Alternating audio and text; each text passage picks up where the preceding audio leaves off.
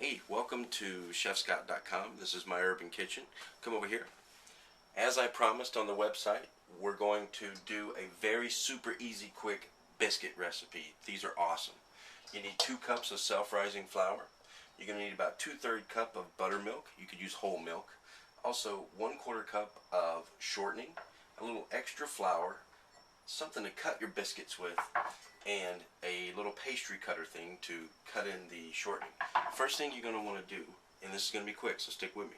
The first thing you want to do is take the shortening, and I put a little flour on my hands so that the shortening doesn't stick to me too much, and put that right into the flour. And then you're just going to cut that in like so. If it's sticking to your pastry cutter, you don't have to use that. If you don't have one of these tools, then quite simply just pinch it in with your fingers, and that's usually pretty easy too. So once all that's very incorporated, and you want it to look like little pebbles, or one of the descriptions you can have is like sugar pea size or green pea size clumps in there. It looks just like that. See that? Alright, so now you can add the buttermilk, and about 2/3 cup. I'm not going to add it all at once because I want to make sure that I don't get it too soupy. And I'm just going to mix it with my hands. There's no reason why you can't have buttermilk biscuits at the drop of a hat.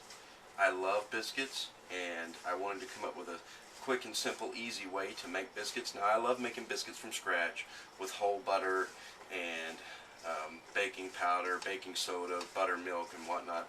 Using a good brand self-rising flour and not overworking your biscuits, using shortening is a great way to have any kind of quick, wholesome breakfast. My kids love biscuits, so that's why we're doing this. Now I'm going to just take this and move it right onto here. A little extra flour goes right down. And now I'm going to do a little step that is not in your recipe. When you go to ChefScot.com, you'll see a recipe for the quick and easy biscuits with self-rising flour. But it doesn't say to do this. I'm going to press it out. No reason to use a rolling pin. And then I'm going to fold it. Yep. Press it out one more time. I'm going to fold it again.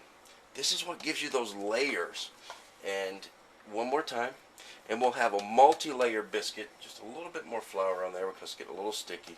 You have a multi-layer biscuit that's going to come up really super flaky.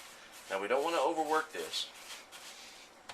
And now we can go ahead and cut these. I've got an oven already preheated to 400 degrees. And what we'll do is we'll cut these up just like so and place them right here. I like to put them in a skillet. You don't have to put them in a skillet. You can put them in any kind of baking tray. I like the skillet because my grandmother used to use a skillet, and the bottoms get really super crispy when you do the skillet. Now, you don't have to bake these right away either. You could take these and put them on a tray and then put them right into the freezer, and then they'll cook straight from frozen in about 12 minutes.